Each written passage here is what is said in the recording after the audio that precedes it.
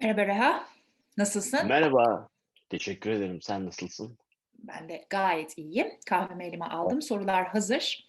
Emm, Senin için de uygunsa eğer, seyircilerden gelen soruları, fanlardan gelen soruları ben okuyacağım. Senin de cevaplarını dinleyelim ve bunun dışında bir dipnot düşmek istiyorum.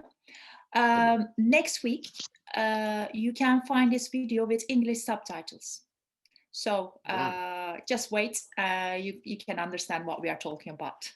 And, yani English. demek istedi ki Ayşegül, İngilizce altyazılı versiyonunu önümüzdeki hafta, burada bulabilirsiniz. Bekleyiniz ve görünüz. Teşekkür ederim çeviri için. Yaşasın, Okay. ilk defa seni çevirdim. Başlayalım ilk sorudan. Okay. Ahmet Aslan. Hı hı. Adil Hoca'nın yaptığı gibi otizmli bir çocuğu kendi evladını saymak, kollamak zor bir durum. Otizmli bir evladınız olsaydı ne yapardınız? Olaylardan onu nasıl savunurdunuz, korurdunuz? Onun insanların arasına karışabilmesi için, kendini farklı hissetmemesi için ne yapardınız? Çok güzel bir soru. Teşekkür ederim Ahmet. Ben de onunla başlamak istedim. Evet, yani sonuçta dünyaya gelen her çocuk herkesindir ve nasıl geldiğiyle ilgili değil, onun nasıl daha hayata katabiliriz ve toplum içinde daha rahat edeceğinin, olanaklarını yaratabiliriz, onu düşünüyorum. Eğer otizmli bir çocuğum olsaydı, bu şekilde davranırdım. Başka türlüsünü de bilmiyorum zaten. Çok teşekkürler. Ceren İnan. Mucize Doktor'da ameliyat sahneleri ortalama kaç dakika veya saat sürüyor? Benim bölüm çekmek kaç saatinizi alıyor diye sormuş. 5 gün çalışıyoruz, günde 12 saat çalışıyoruz. Yani 60 saat çalışıyoruz haftada. Fakat bu zaman zaman çoğalabiliyor. Zaman zaman bir önceki bölümden bazı sahneleri öbür bölüm çekebiliyoruz. Ameliyat sahneleri çok zor sahneler. Yardımcılarımız var. Yani bize, fikir anlamında koçluk yapanlar var. Danışanlarımız var, danışmanlarımız var. Onlarla fikir teatisinde bulunuyoruz. Ameliyatın yoğunluğuna bağlı, kalabalık bir ameliyat sahnesi ise genellikle öyle oluyor. Çok uzuyor, çok uzuyor ve, senaryo geldiği zaman ameliyat sahnesi var mı? Ona mutlaka bir göz atıyoruz. 2'ncisi o ameliyat sahnesinde ben de var mıyım? Öyle bir şeyimiz var tabii ki. Zor zor sahneler, ameliyat sahneleri. Bir de, ne kadar özenirsen özen, biz işte, nasıl Latince söylenen cümleler, kelimeler var. Onları iyi söylemeye çalışıyoruz. Hatta benim, cerrah arkadaşlarım var, onları arıyorum. Şu ne demek, bu ne demek diye. Onlar da "Ya nasıl söylersen söyle, siz nasıl söylerseniz söyleyin, biz zaten sizinle dalga geçiyoruz." diyor. Haklılar çünkü düşünsene 25-30 sene o iş için uğraşıyorlar ve, artık kanıksamışlar. Ben, 2 günlük bir senaryo çalışmasıyla doğrusunu söylersem zaten onların mesleğine haksızlık Bırakması etmiş lazım olurum bence o yani. zaman değil mi? Bir diziyle çözersen eğer. Evet. Ceyda. Mucize Doktor dizisinde en eğlenceli kişi sizce kim? Imm, eğlenceli kişi derken sanırım, Fırat Altunmeşe'den bahsediyor. Fırat Altunmeşe'ye çok gülüyorum ben. Bir de, Hayal'e de çok gülüyorum. Hayal de deli dolu, çok, eğlenceli ve eğlencelerini hiç yitirmiyorlar, Hepsinin sağ enerjisi olsunlar. çok güzel ve Evet, yüksek. Korhan da yine öyleydi ama bu hafta bizi terk etti Korhan. Umarım tekrar ki daha önce de karşılaştık, yine karşılaşırız biliyorum. Diğer bir soru CA diye kısaltmış ismini. Eee, Filmlerde de oynamayı düşünüyor musunuz yoksa tiyatro, dizi olarak mı devam edeceksiniz? Sen hemen Eee, bilgilendirirsen. yani, filmlerde oynuyorum. Öyle bir şeyim yok. Yani işimle ilgili bütün alanları doldurmaya çalışıyorum. Şu anda da bir YouTube kanalında söyleşideyim farkındaysanız, soru cevaptayım. Yani bütün alanları doldurmaya çalışıyorum. Ama sinema biraz da, benim için zor bir yer. daha seçici olmak istiyorum. Çünkü o bir oyun teksti okuduğunuz zaman 3 aşağı 5 yukarı neyle karşılaşacağınızı biliyorsunuz ve onun üzerinden kabul ediyorsunuz ama sinema biraz daha parametreleri fazla bir alan ve siz yaşamınız sona erdikten sonra da devam edecek bir yolculuğu var sinemanın. O yüzden çok daha dikkatli ve seçici davranıyorum filmlerle ilgili. Senaryo kağıtta durduğu gibi durmuyor değil mi bazen, ayaklanınca? Evet, öyle atasözleri var zaten. Feyyaz Karal, oyuna çıkmadan önce kulisteki son dakikaları anlatır mısınız? Dışarıda seyirci Eee, bekliyor. çok özledim bu sırada bu duyguyu. Olsa da yesek durumundayım. Ya, ben, sen çok iyi biliyorsun Ayşegül ama ben son yarım saati kendimle geçirmek istiyorum. Teksti elime almak istiyorum. Zaten yarım saat öncesine kadar bütün işimi halletmiş oluyorum. İşte sound check'i bitirmiş oluyorum. Sahne trafiğiyle ilgili nereden gideceğim, nasıl çıkacağım, bütün bunları provasını yapıyorum. Her oyundan önce de yapıyorum biliyorsun zaten. Aksesuarlarımı tekrar tekrar kontrol ediyorum. Son yarım saatte odaya geçiyorum ve odada tek başıma kalıyorum. 5 dakika anonsu geldiği zaman da antre alacağım yerin en yakınına geliyorum. Ve bu bir rutinim benim. Ve oyuna çıkmadan önce de bütün ekibi toplayıp birbirimize sarılıyoruz. Ve ne diyorum? İyiliğe kaçalım. Evet, kolay gelsin, başarılar falan demiyoruz. Ekibe sarılıp iyiliğe kaçalım diyoruz. Ve Büş kaçıyoruz. yakında tekrar kaçmak ümidiyle diyelim. Büşra Çapar, Hı. geçen yıl edebiyat öğretmenimizin kendi yazdığı oyunu sahneledik. Provalar ayrı mutluluk ve heyecan vermişti. Sahne aldığımız gün de çok alkış aldım. Bu rol bende tiyatro aşkı uyandırdı. Veteriner olmak istiyorum. Amatör olarak tiyatro yapmak bir profesyonel oyuncu kadar mutluluk verir mi? İki meslek bir arada sürdürülebilir mi? Şimdi şöyle diyeyim, sahnede olmayı çok seviyorsun ve hayvanları da çok seviyorsun. Ama ben konservatuvar okuyacağım, amatör olarak da veterinerlik yapacağım diyebilir misin acaba? Çok merak ediyorum. Çünkü bu biraz öyle. Bu sırada yolculuğum benimkine çok benziyor. Ben de işte başka hayallerdeydim. Başka işler düşünüyordum. Lise 2'de ben de sahneye çıktım ve ondan sonra hayatım değişti. Ve aradığım mesleği buldum. Evet bu. Okuduklarımla seyircinin beklediği arasında katalizör olmak istiyorum diyerek bu işi seçtim. Belki Eee, ilahi bir güç sana bir şey anlatmaya çalışıyor. Yüreğinden ne geçiyorsa onu seç ve kendini fazla bölme. Bir taraftan o, bir taraftan o olmaz. Veterinerlik istiyorsan veterinerlik oku. Ona çok iyi konsantre ol ve çok iyi yap. Çünkü yapacağımız ilk iş iyiliğimizi korumak. İnsan olarak iyi olmalıyız ki iyi veterinerler olabiliriz, iyi oyuncular olabiliriz, iyi doktorlar olabiliriz, iyi fotoğrafçılar olabiliriz. Sevdiğin bir iş seçmen çok önemli. Veterinerliği seçiyorsan veterinerlik, tiyatroyu seçiyorsan tiyatroculuk. Ama ben onu yapayım yanında amatör olarak tiyatroyu olmaz, yapamazsın. Yaparsın, yani nedir o? Veteriner fakültesinin tiyatro kulübüne girersin. Yaparsın, eğlenme, sahnede olmayı çok sevdiğin için. Ama olmaz. Bence olmaz. Ee, Çünkü sahne tozu seni bırakmaz. Hani bir de öyle bir gerçek var. Oradaki adrenalini, sahne üzerinde yaşadığın adrenalini hayatın hiçbir yerinde bir daha yaşama şansın yok. Teşekkürler. Berat Gümüştaş, bir insanı iyi tanımak için yaptığınız özel bir şey var mı? Herhalde rol ve karakterlerden Yo, bahsediyorsun. sanırım özel hayattan bahsediyor. Bir insanı iyi tanımak için yaptığınız özel bir şey var mı? Özel bir şey. Kimseye karşı ön yargım yok. Herkese aynı mesafedeyim.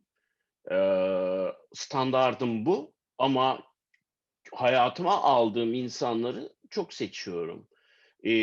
Evet, oyun oynamaya gittiğim zaman tiyatrodaki herkes iş arkadaşım. Sete gittiğim zaman herkes iş arkadaşım. Ama onun dışında da bir hayatım var. Orada da kendi özelime aldıklarım ve özelimde birlikte yaşadığım insanlar var. Ama onlar çok az. Çiğdem Çiftçi. Biraz önce biraz değinmeye başladın, şimdi ayrıntısını alacağız senden. Oyunculuk dışında bir meslek sahibi olsaydınız bu hangi meslek olurdu? Eee, Oyunculuk kariyerime başladığım noktaya dönmem gerekiyor. Ondan önce hangi işi yapmayı hedefliyorsam, onu yapardım. Oyunculuktan önce en son hedeflediğim iş, 16-17 yaşındaki bir erkek çocuğunun Türkiye'de en büyük hayali olan futbolcu olurdum herhâlde. Futbol oynadığım süre içerisinde başarılı olursam teknik direktörlük düşünürdüm sonrasında ve şu anda da hâlâ aktif olarak, Beşiktaş, Galatasaray ya da Barcelona'nın başında olurdum. Ya, eğer onlar olmasaydı da şu anda bir kanalda, televizyonda futbol yorumcusu olurdum. Biraz da ortalığı kızıştırmak için acaba fitne fesat koyardım oraya ama yapamazdım ya. Onları yapamazdım. Yine seni ekranlarda görecektik öyle veya böyle, değil mi? Ama geç değil Başarısız şu anda olsaydım. spor. Şimdi başarılı olduğum için ekranda görüyorsunuz. O zaman başarısız olsaydım ekranda görecektiniz. O da ayrı bir başarı canım. Gizli gerçek soruyor. Hı hı. Adil Hoca karakterini nasıl buluyorsunuz? Bir de şey demiş, Şirinler'deki Şirin Baba'ya çok benziyorsunuz. Adil Hoca karakterini beğeniyorum. Çok, keyifli bir Ya, Adil Hoca görünmez kahramanlar vardır insanın hayatında, görünmezler.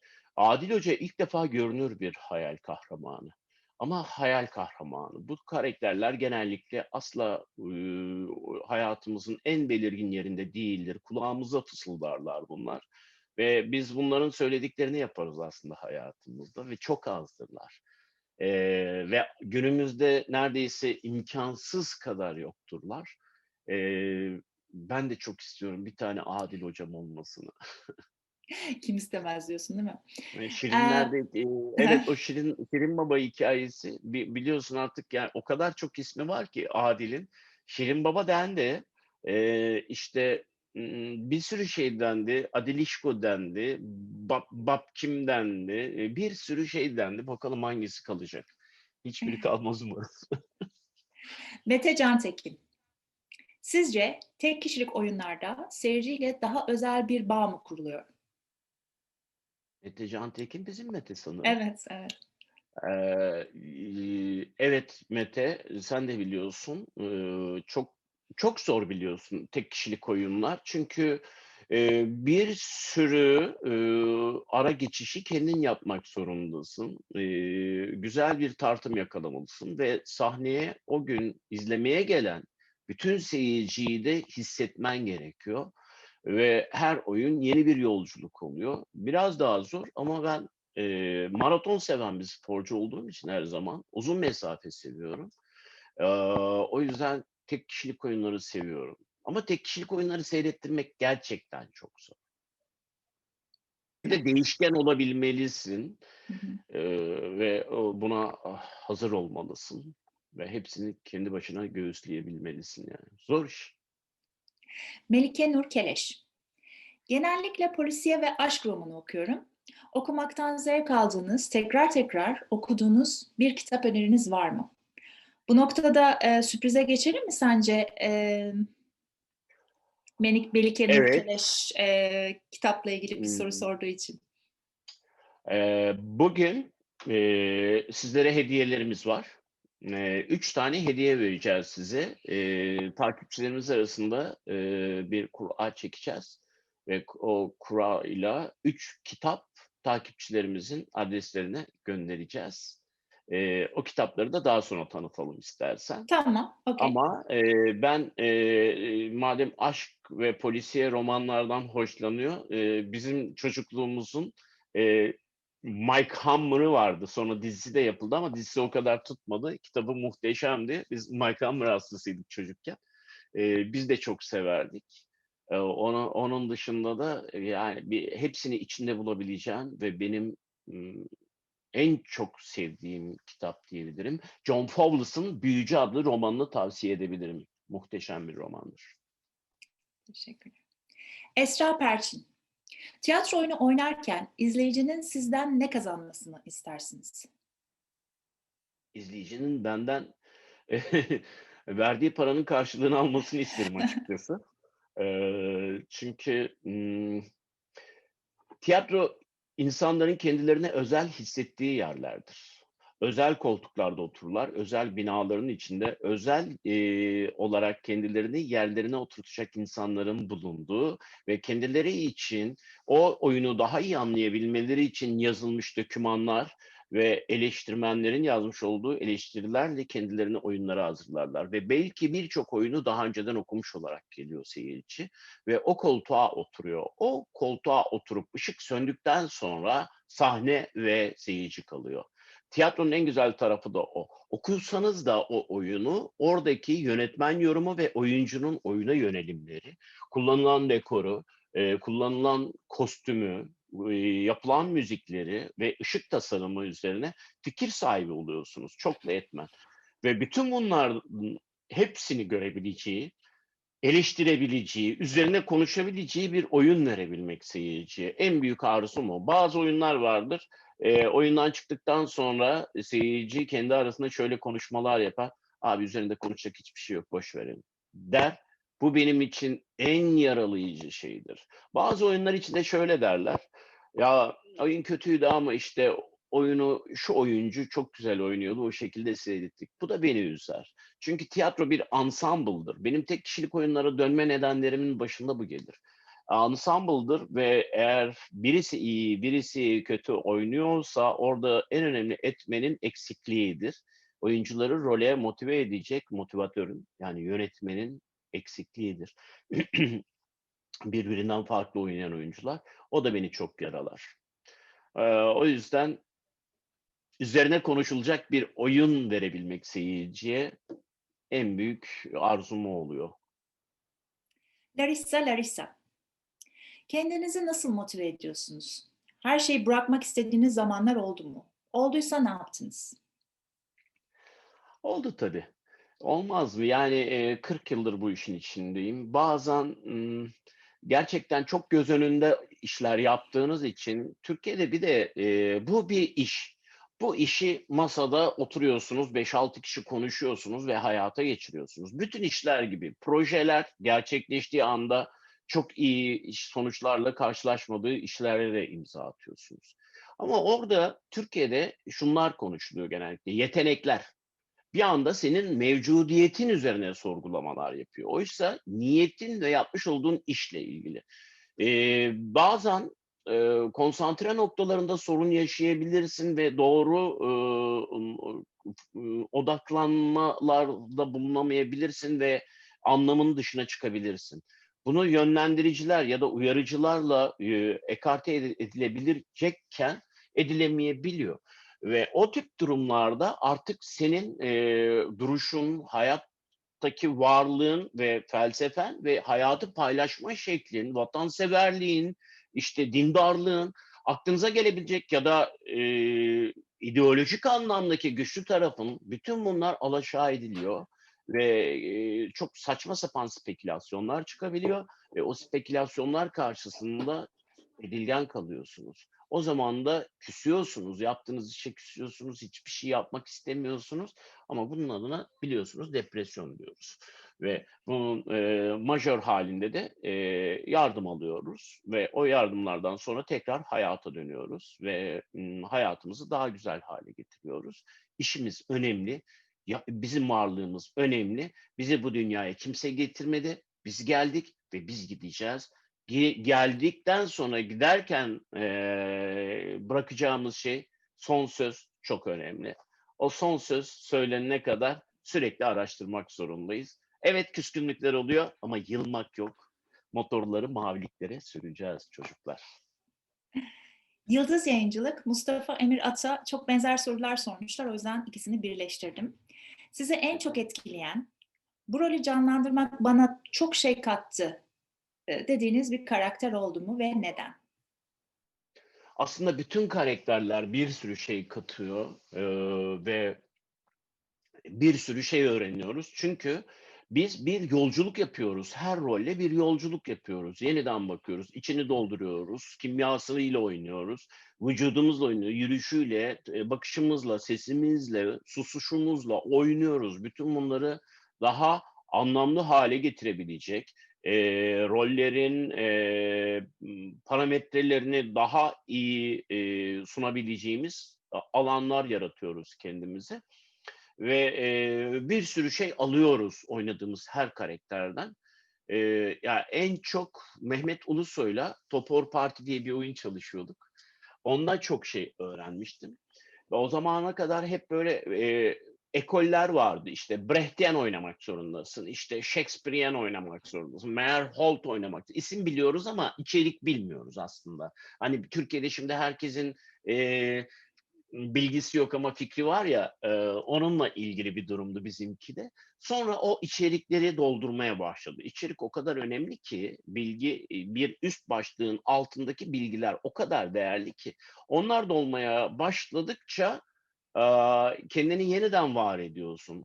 Mesela Mehmet Ulusoy şunu yapıyordu. Bir şey yaptığın zaman, "Hayır, hayır onu istemiyorum. Hani istemiyorum. Hadi çok kötü. Bunu daha önce oynamışsın. Geri zekalı, geri zekalı oynama. Hadi baştan, baştan." deyip kendi içinden yeni bir adam yaratana kadar mücadele ediyordu. O yüzden, en çok sanırım Topor Parti'de Mehmet Ulusoy'un, Roland Topor'un bütün yapmış olduğu makaleler, işte oyunlar, öyküler, grafikler, karikatürler hepsinden faydalanarak yapmış olduğu oyundu galiba. En çok ondan öğrendim. Bir de sanırım her karaktere çalıştığında ayrı bir açı, ayrı bir empati kurma şansın oluyor. Çünkü hayatta Kesinlikle. karşılaşmayacağın, hiçbir zaman yapmayacağın şeyleri de, yapabiliyorsun karakterin içerisinde. Ted Bundy'yi de oynayabiliyorsun, bir seri katili. Evet, Ted Adil Bundy'de Hoca'ya da oynadım. geçebiliyorsun. Bir gün şiir Suskunlar'da Sait'le oynadım. Saygı. Hı hı. Bir de yani, şöyle bir şey var Ayşegül, ben böyle hissediyorum. Başka bir aktör böyle hissetmeyebilir ama ben böyle hissediyorum. Hayatımızda yüzleşmek bazı roller. Çünkü, ne kadar masken çoksa o kadar rahatsın o maskenin arkasında ama ne kadar çok maskelerini çıkartıp kendinle, kendi gerçekliğinle, kendi hayatınla yüzleşiyorsan, ne kadar çıplak kalıyorsan onun daha değerli olduğunu düşünüyorum ve daha samimi, daha, gerçekten daha gerçek olan bir şey olduğunu düşünüyorum. Aslında bununla bağlantılı bir soru var şu anda. Carla Türesan sormuş. Oynadığınız her karaktere hayat vermek için sırrınız nedir? Sanırım biraz cevabını verdim. 2 türlü şey var. Bir en başa samimiyeti koyabiliriz. Samimiyet, rolle ilgili, rolleri yargılamadan samimi bir şekilde onunla, mücadele etmek, anlamak, ve içine sindirmek. 2 tane şey var, 2 türlü yolculuk var. Bazen rol sizden çok uzakta bir karakterdir, ona gidersiniz, fikri de olduğu gibi. Bazen de rolü siz kendinize çok yakın hissedersiniz, bu sefer kendinize yaklaştırırsınız rolü.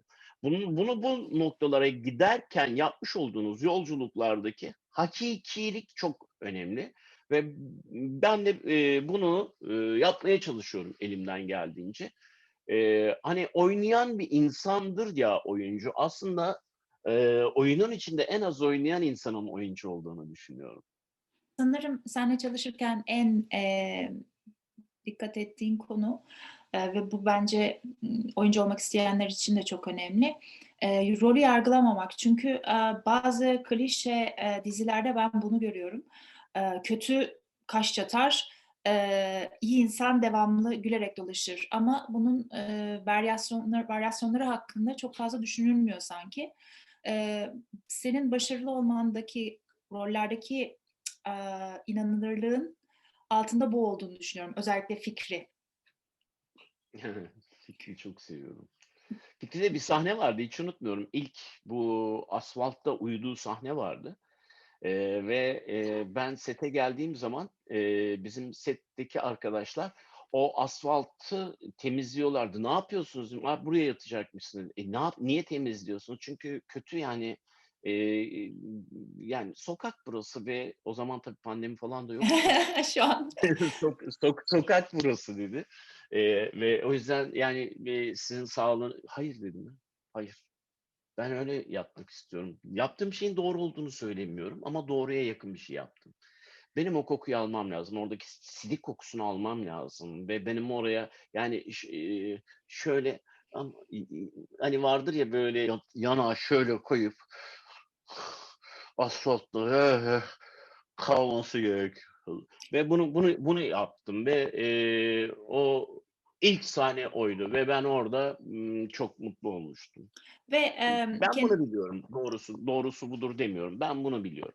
fikrinin birçok negatif yanı olabilecekken aslında bunu o kadar doğallaştırdın ki karakterde yadırganmayacak halde. Çünkü o öyle inandırdın bize. Biraz da bahsetmek Evet, istediğim bu. çünkü, biz çok üvey baba dizisi seyrettik. Yeter artık yani. Ben doydum üvey babalara. Çok da iyi versiyonlarını seyrettim.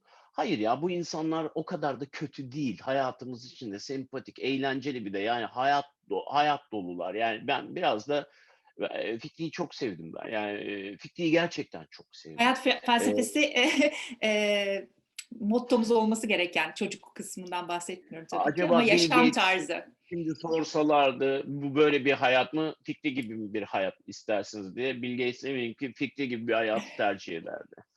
Yani ben ederdim şahsen. Eee, Çağla Yasemin. Genç oyuncu adaylarına tavsiyeleriniz nelerdir? Konservatuvar okumak gerekli midir? Genç oyunculara tavsiye ederim. Ne iş yaparsanız yapın, sevdiğiniz işi ve sevdiğiniz eşi bulun. Hayatın mutluluk sırrı bu. Başka hiçbir sırrı yok. Eğer seviyorsanız da affedin. Seviyorsanız sık sık affedin. Sürekli öfkeyle bir şey yapmayın. Bir provada aşağıda bir tanesi sürekli bana bir şey söylüyordu. Ya dedim anlamıyorum seni, çıkıp yapar mısın dedim. Çıktı ve düştü sahnede. Yürüyemedi, düştü. Ya aşağıdan görüldüğü gibi değil. Ya da evde otururken çekirdek çitleyip işte viskinizi yudumlarken ya da ne bileyim işte çayınızı içerken sallamak kolay ama emek sarf etmek, yani bu şey gibi, marangoz ustası gibi düşünün. Yani ağacı alıp onu hızardan geçirip ona şekil vermeye çalışan bir adamı ya öyle mi yapılır kardeşim diyebilir ama o hızar makinesinin karşısına geldiği zaman parmağı kaptırabilirsiniz. Dikkatli olmak lazım. Bu iş için de öyle. Ön yargılarınızdan kurtulun. Çünkü bu hayat sizin. Size şöyle yapın, böyle yapın diyecekler. Şu doğrudur diyecekler. Bu işin doğrusu yoktur. Bu işin doğrusu kendi yüreğindedir, kendi ritmindedir. Sen senin mevcut yeteneklerini geliştirmeye bak. Bu işin okulu 4 senedir. 4 senelik süreçte sen bazı gelişimlerde bulunurken aynı zamanda seninle birlikte sınıf arkadaşlarının gelişimine de tanıklık edersin. Ama hayat çok uzun ve öğrenmesi biten bir iş değil. Dolayısıyla bu işin okullusu ya da alaylısı yok. Öğrenmeye açık olanı ve 4 yıllık eğitimle birlikte kendini kapatmış olan insanların savaşı halinde devam eder. Önemli olan öğrenmeye açık olmak. Buse Demirbaş. Oyunculuk için bol bol okumak ve azıcık da yetenek yeterli mi yoksa başka şeylere de ihtiyaç var mı? Oyunculuğun avantajları ve dezavantajları nelerdir? Yetmez. Yani yeterli midir diye sormuş, yetmez. Ve hiçbir zaman yani yetenek dediğin şey sizi bir işle buluşturan noktadır. Ondan sonrası çalışmaktır ve çalışma azmidir. Birincisi iş için çalışmak zorunda olduğun şeyler vardır. Nedir işte fiziğini sürekli aynı tutabilmek için kilona dikkat etmen lazım. Düzenli spor yapman lazım. Nefesini koruman lazım. İşte, kendi iyi halini devam ettirmen lazım. Beslenmene dikkat etmen lazım. Zaten doğal olarak. Bir de hayatın içinden gelen işler yaptığımız için sokakta olman lazım. Metroya binmen lazım, feribota binmen lazım, işte, insanlarla diyalog halinde kalman lazım ve bir taraftan, işte, popüler kültürün içinde popüler kültüre hizmet eden bir iş yaptığın için popüler kültürün içindeyken bunlardan uzak kalabilirsin ya da işte rahatsız olabilirsin. Bu iş öyle bir iş değil. Sürekli kendini hayatın içinde sorgulayıp yenilemen gereken bir iş. Ve hayatın içinde kalman gerekiyor bu işte. Ee, Yani sadece birazcık yetenek ve okumak değil, aynı zamanda yorum yapabilme gücü, hayatı algılama, becerileri daha önemli ve yaşama keyif alanlarını çoğaltabilmek, hayata sürprizler hazırlamak, kendine sürprizler hazırlamak daha önemli. Eee, devam etmiş soruları. Konservatuvara nasıl hazırlanabilirim? Oyuncu olmak isteyen, hatta tiyatrocu olmak isteyen birinin kesinlikle okuması gereken bir kitap var mı tavsiyesi diye sormuş. Yani, işte, temel oyunculuk adına, işte, Stanislavski'nin, 2 kitabını mutlaka öneriyor uzmanlar ama sanat tarihi kitapları okumanın da faydalı olacağını düşünüyorum. Onun dışında, ne okunmaktan hoşlanıyorsa o konuda, devam etmesi gerektiğini düşünüyorum insanların. Bırakmaması gerektiğini düşünüyorum kitap okumayı. Özel olarak başka bir yani illa şunu okumalısın diyemem yani. Okumak zorundasın. Yeni çıkan her şeyi. Sadece okumak da değil. Teknolojiyi takip etmek zorundasın. Oynamayı sevmen gerekiyor. Spor müsabakalarını özel olarak seyretmen gerekiyor. Ya, Nilgün Aydın, son okuduğunuz 2-3 kitabı paylaşabilir misiniz? evet, paylaş şimdi. Sude Kaya da aynı soruyu sormuş. Onun ismini de analım. Bugün hediye edeceğimiz kitapları o zaman. Son okuduğum 2-3 kitap değil bunlar. Aslında babadan kalma alışkanlık. Biz tek başına bir kitap okumuyoruz. 2-3 kitap bir arada okuyoruz hep. Burada bugün sizlere hediye edeceğim kitaplardan bir tanesi Murat Anmunga'nın Mutfak adlı oyun kitabı. Çok güzel, çok güzel ve Murat Anmunga'nı tanıyorsunuzdur sanırım. Muhteşem bir yazardır ve ben şu anda Bir Garip Orhan Veli'yi oynuyorum ki onun da eee, yazarı kendisidir. Emre Kongar'ın İstanbul 1940'lardan bugüne kadar efsaneler, anılar, izlenimler. Ben bayıldım. Remzi Kitabevi'nden gelmiş bu. Bu ve benim çok sevdiğim Doğu Yücel, kimdir bu Mithat Karaman adlı kitabı hediye ediyorum. Kendi Eee kütüphanenden değil mi? Bunlar kendi kitap ve üzerinde benim, notlarım olan yerler de var, A, harika. eee, ve onları, hediye edeceğim takipçilere. Diğer bir soru. Nimet Ece Ekşi. Her karakterde kendinizden bir parça da ortaya çıkarıyorsunuz. Her karakterde başka bir Reha Özcan'ın yanını görüyoruz. Bu tecrübeden mi, yoksa yaşadıklarınızdan mı, yoksa aldığınız eğitimden mi? Sanırım bunların, eğer görüyorsa çok teşekkür ediyorum Nimet Ece'ye. Ya, onun gördüğü şey, tek başına bir şeyden oluşmuyor. Söylediklerinin hepsiyle oluşuyor, görüyorsa eğer. Çok teşekkür ederim. Zaten, yaşadığın her şeyi, yarattığın karakterlerin bir tarafına mutlaka yapışmış olarak görüyorsun. Veya gözlemlediğin Evet, kişilerden değil aynen. mi? Evet. Merve Engin. Ay, manyak Merve. Çılgın bir soru olmuş. Çekhov'la aynı masadasınız. Bir kadın geçiyor yanınızdan. Gençsiniz tabii. Daha yaşım da yok ortalıkta. Ama Çekhov olgunluk zamanında. Hı Şimdi hı. şimdi bize neyse o. Aynı zamanda yazıyorsunuz kıza. Hanginiz kendinize baktırırsınız? Nedeniyle anlatır mısınız? Ben çok basit bir şey yaparım yani. Hanımefendi sizi tanıştırayım. Çeko, bir şeyler içmek istiyorsanız size iyi günler deyip evime geçerdim yani. Yerimi bilirim Öyle diyorsun. Çehov'un yanında yazmak, çizmek falan Çekov da bu konuda bayağı sanırım tecrübeli bildiğimiz üzere. ya Piano Pello. Sanatçıyı en çok geliştiren zorluk nedir? sanatçıyı en çok geliştiren zorluk. Evet. Huu. Biz, konservatuvardayken Mişuk Hoca bize şey yaptırırdı. Hani bir tane tirat vardır ya, bir tane cümlesi vardır. O cümle çok zordur falan. Sen de onu yaparsın, geçersin. O bir dakika, bir dakika. Buna niye burası böyle? Hadi bakalım şu cümleyi. O cümleyi bize 100 kere tekrarlattırırdı. Ve 100 kere içinde en az 10-15 farklı anlamla söylememizi isterdi. Ve sonra oyunda fark ederdik ki o en başta korktuğumuz cümle en fazla sevdiğimiz cümle olmuş. Eee, En fazla bizi motive eden şey çalışmak zorunda kaldığımız alanlar. Çalışmak zorunda kaldığımız alanlar çok değerli. Mesela o Topor Parti'de bir cümle vardı. Yaşamla ölüm arasındaki sınır sanıldığı kadar belirgin değildir. Birçok canlı kendi cesedini sırtında taşır ama sırf alışkanlıktan yaşamaya devam eder. Bu cümle o kadar zor gelmişti ki bana ama o cümle başlangıcı oldu oyun.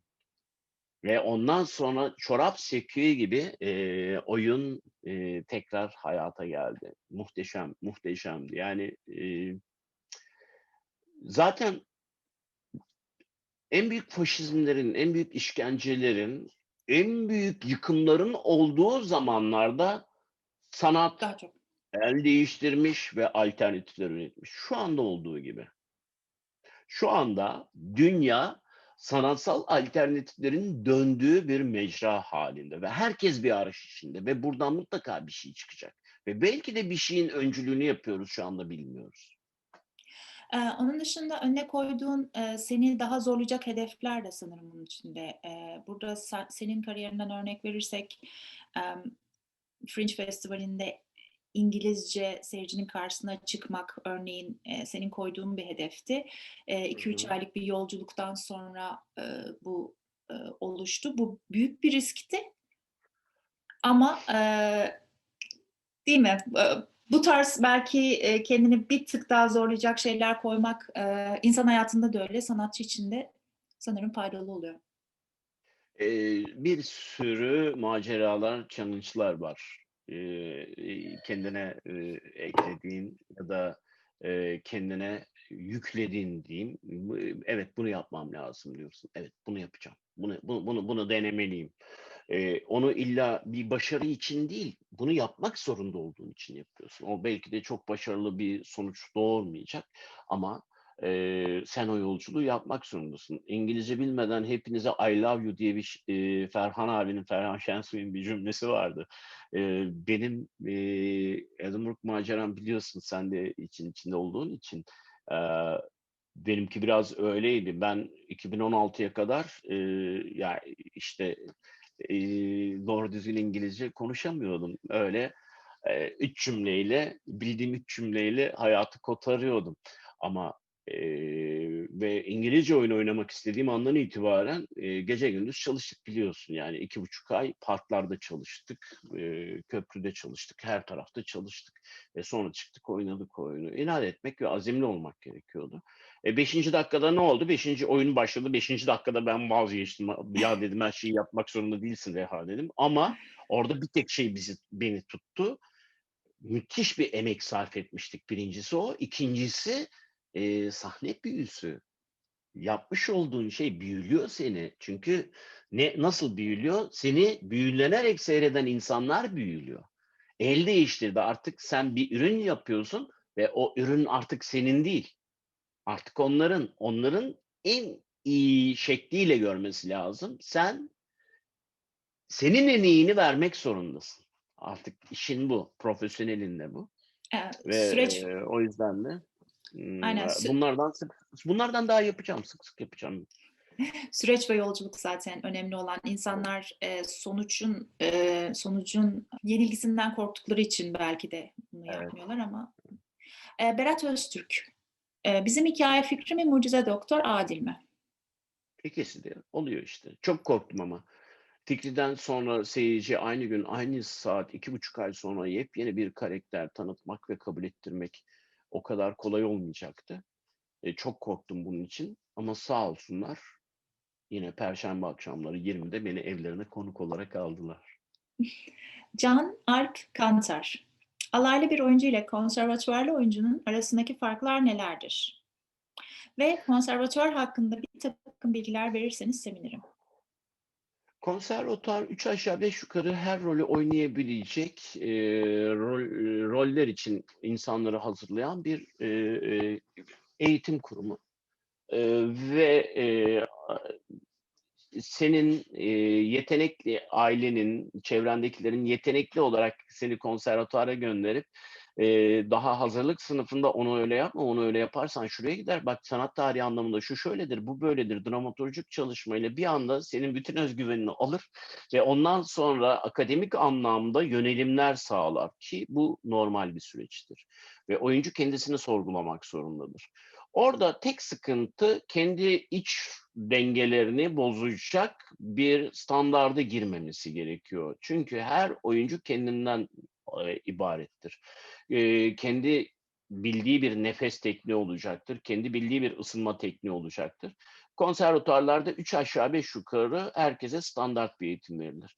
Kendi standarda oluşana kadar da bu genel anlamda yapılan şeyleri yapmalıdır ve özgüvenini hiçbir zaman yitirmemelidir. Çünkü oyuncu zaten o yeteneklere haiz olduğu için o konservatuarı kazanmıştır.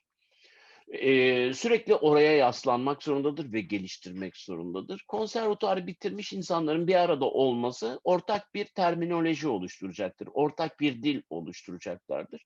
Ama alaylı bir insanla da yani kendini geliştirmiş. Çünkü okul bitmiyor dedim ya en başta. 4 yıllık bir okul bitirmiş oluyorsun. Başka bir şey olmuyor. Ondan sonra hayat başlıyor ve oyunculuk serüvenin başlıyor. Oyunculuk serüveninde bir sürü şey öğrenmen gerekiyor. 5 yılda bir bilgiler değişiyor, yenileniyor. Eğer 5 yılda sen konservatuar bitirdim, 4 yıllık kaçta bitirdin? 1980 yılında bitirdim. Yıl olmuş 2020, 40 sene geçmiş. Sen 80 yılındaki almış olduğun eğitimle devam ediyorsan, üstüne bir şey koymuyorsan, yurt dışına çıkmıyorsan, yeni kitaplar okumuyorsan, yeni oyunları, dünyadaki sosyolojik ve tarihsel anlamda, politik anlamdaki, ekonomik anlamdaki gelişmeleri takip etmiyorsan, senin 1980'deki bilgilerin ölü bilgilerdir. Artık çağımızda hiçbir karşılığı yoktur. Tiyatro yaşayan bir organizmadır. Yaşayabilmesi için sürekli yenilemen lazım. Bunun okullu ya da alaylı olmayla alakası yok. Bunların hepsini bir şekilde bir araya getirmen gerekiyor.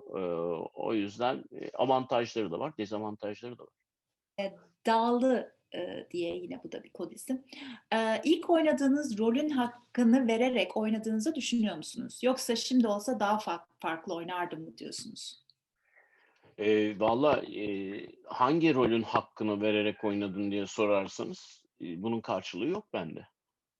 Çünkü roller değişir, gelişir. Daha iyisi vardır. Sende de daha iyisi vardır. Senden daha iyi oynayacak insanlar da vardır. Bu herkes için geçerli. Bir kişi için geçerli değil o dünyada. Başka herkes için geçerli. O da Marlon Marlon Brando. Brando. O ne yaparsa en iyisini yapar. Damla Olgun. Adil Hoca sizin karakterinizle örtüşüyor mu? Tıbbi terimleri ezberlemekte zorlanıyor musunuz? Hoca karakterinin benimle özdeşleştiği yerler var, özdeşleşmediği yerler var. Adil Hoca'nın pozitif ayrımcı olduğunu düşünüyorum. Yani Ali Vefa üzerinden pozitif ayrımcılık yaptığını düşünüyorum. Ben ayrımcılığa her çeşidine karşı bir insan olarak ona da karşıyım. Gündelik hayatımda daha adil olduğumu düşünüyorum Adil'den. Ama Adil Hoca iyiliğinde ve tamamen kendini yani gerçi bu sene karısı ve çocuğuyla olan ilişkisine baktığın zaman biraz da el iyisi gibi hani bir laf vardır ya el iyisi derler. Biraz öyle göründü ama aslında öyle bir adam olmadığını düşünüyorum. E, Yok ben o kadar verici bir adam değilim. Yani öyle o kadar verici bir adam da tanımadım yani. Öyle Adil Hoca gibi. Sadece konuşurlar, icraata geçirmezler. Bu hem konuşuyor hem icraata geçiriyor. Çok çok zor yani öyle bir karakter. Deniz Habiboğlu. Bu sene konservatuvar sınavına gireceğim. Bana ve diğer oyuncu olmak isteyen arkadaşlarımıza bir tavsiyeniz var mı? Sınava girecek arkadaşların hepsine farkınızı gösterin arkadaşlar. Sınava düşünsenize bir günde 300 kişi seyrediyorsunuz. Bir sürü defa o jürilerde bulundum. Ve 300 tane parçanın 250 tanesi 3 aşağı 5 yukarı hemen hemen aynı oynanan ya da aynı oynanmaya çalışılan ve çok sıkılıyorsunuz. Oysa ki o kapıdan girdiğiniz andaki merhabanızda yatıyor sizin oyuncu olup olmayacağınız. Çıkarken kolay gelsin, iyi günler deyişinizde yatıyor ve gücünüz, enerjinizi nerede patlattığınız, benim bu almaya çalıştığınız insanlardan farkım bu dediğiniz anları görmek istiyoruz ve oradaki tutkularınız bizi sizinle buluşturuyor. Biz Ve genellikle sınavlarda 6-7 tane çok iyi oyuncu adayı oluyor. Fakat artık üniversitelerde, özel üniversitelerde ve devlet bir kontenjan var. 25 kişi diyor. Ya 6 tane o sene. 6 kişi girebilir. O girecek olan diğer 14-15 kişi ya da 19 kişi o sınıfın ahengini bozacak belli. Ama o kontenjan dolmak zorunda kalıyor. Biraz sıkıntılı şeyler bunlar. senin hep söylediğin, sanırım risk almak çok önemli değil mi? Yani, sınav içinde Kesinlikle, kesinlikle. risk almak. Fark etmiyor ki ticarette de öyle. Hepsinde öyle, Futbol aynen. oyununda da, basketbolda, her şeyde Biraz risk önce almadan bahsettiğimiz oynayamaz. challenge aslında biraz da içinde var. Aynen. BJK Sıraç 1903. Bir kitap yazıyorum. Yaşım 16 ve herkesin beğenisini aldım. Lakin sizin gibi başarılı bir hayatım olması için ne yapmam gerekiyor?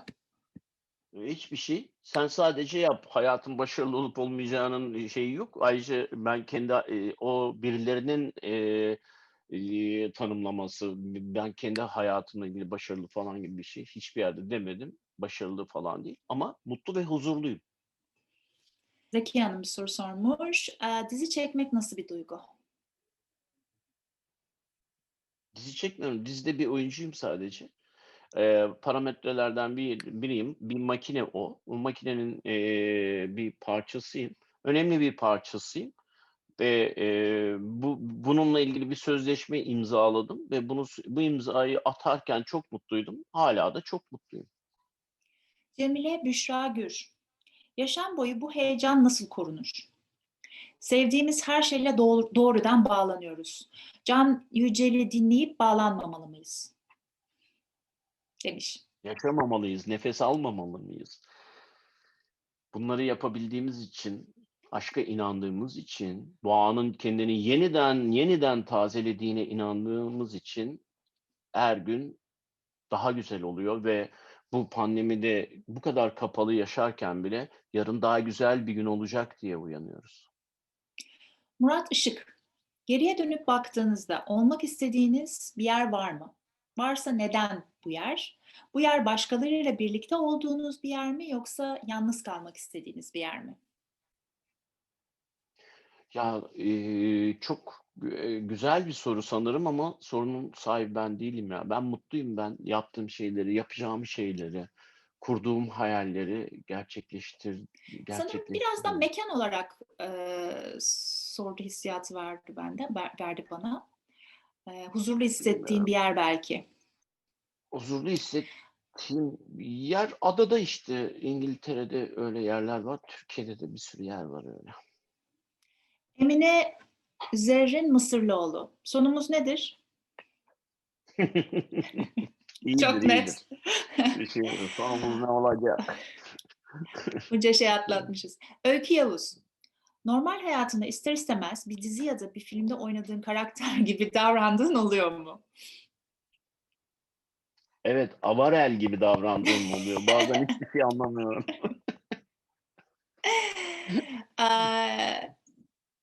Kirsten, Amy Kirsten. Kod isimler olduğu için bazen tam olarak kestirmek zor oluyor. Belki Sizce, gerçek ismidir. belki de, bu güzel bir soru.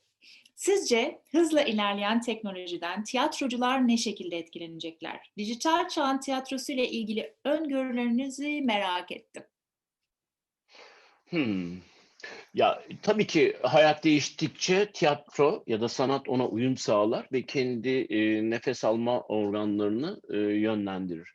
Ve bence şu anda da dijital platform, çünkü bize hayat bunu sunuyor. Şu anda evde olmak zorundasınız, internetten faydalanacaksınız, ışık sistemleriniz, işte televizyonlarınız vesaireniz, her şey zeki anlamda teknolojiyi kullanmaya yöneldi ve biz de bu anlamda bir şeyler yapıyoruz. Buna dijital tiyatro diyebiliriz ama tiyatro diyemeyiz.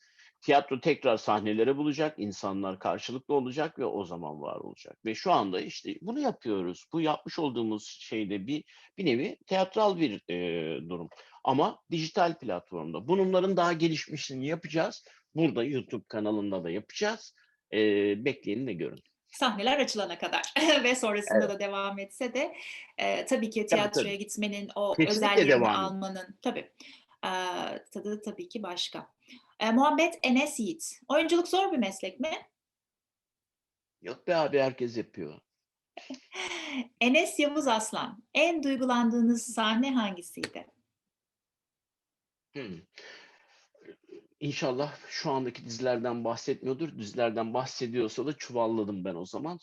Sınıfta kalacağım ama vereceğim cevap şu: yıllar önce Antalya Devlet Tiyatrosu'ndayken "Ağıt" diye bir dans tiyatrosu yapmıştık. Türkiye'nin ilk dans tiyatrosuydu sanırım. En azından devlet tiyatrosunda ilkti. Mustafa Avkıran supervisor'lık yapıyordu. Zigrit Seberih yönetiyordu.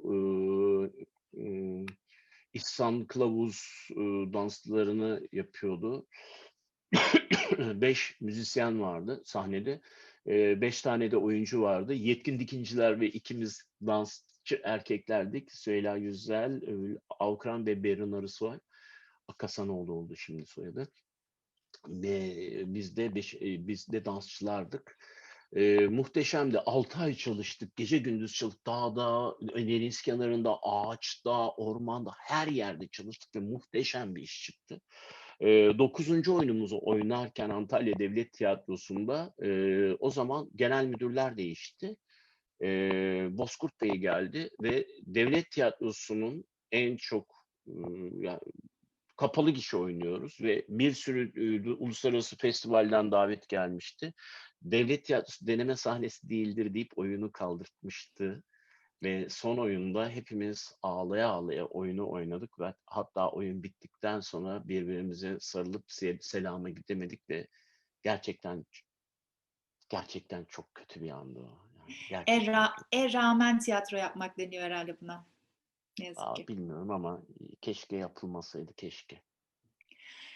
Kıvılcım Kaplan, Topor Parti tiyatro oyunu provalarına dönme şansınız olsaydı rahmetli yönetmen Mustafa Ulusay'a bugünkü Reha Özcan neler söylemek isterdi diye sormuş. Senin için Mehmet çok Ulusoy. özel bir oyun. Çok özel bir yönetmen. Kıvılcım benim öğrencim. Çok eski öğrencim. Çok yetenekliydi. Sonra galiba beden eğitimine devam etti. Oyunculuğa devam etmedi. O biliyor süreçleri çünkü Kıvılcım. Ee, e, yani yok, o zaman güzeldi. O zaman güzel. Tekrar dönmek istemem. Ama Topor Parti ile yeni bir yolculuk yapmak isterim tabii ki.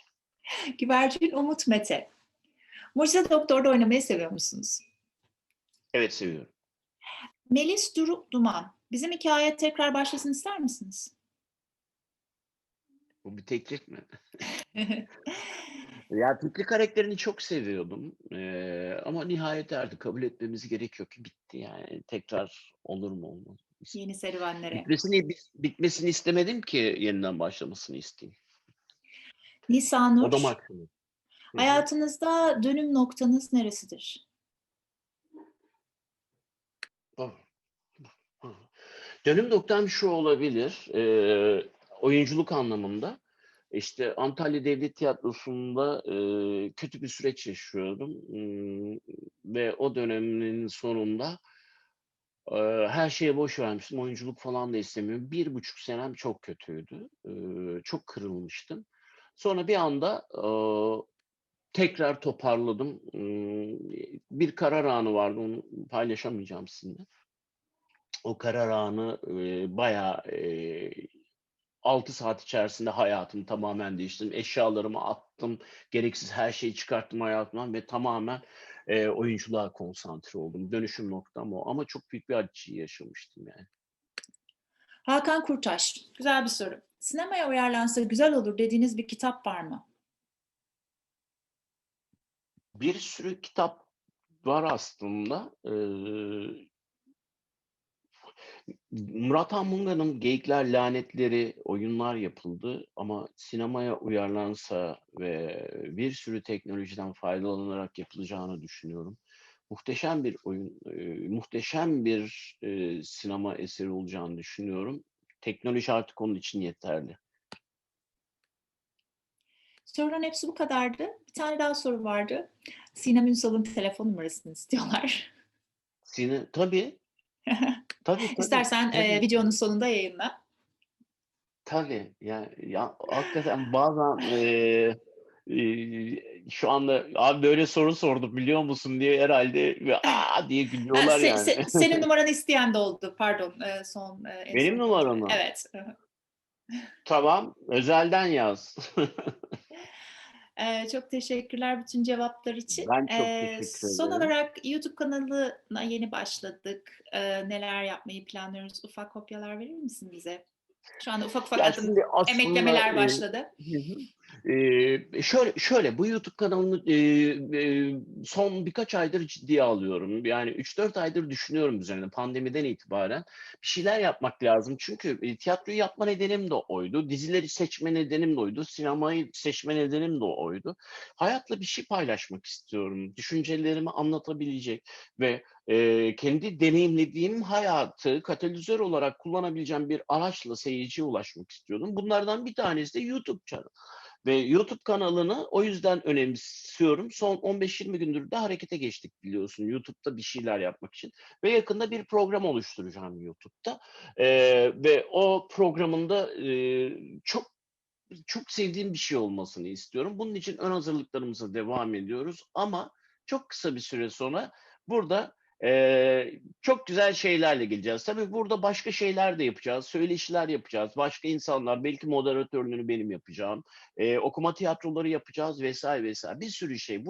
Burası çok işlevsel olacak. O yüzden burayı takip edin ve takip ettirin. Ben bu sorular için hepinize çok teşekkür ediyorum. Ayşegül, sana da çok teşekkür ediyorum aracılık yaptığın için. Umarım daha güzel günlerde yepyeni sabahlara uyanırız. Motorları maviliklere süreriz çocuklar. Sağ olun, var olun.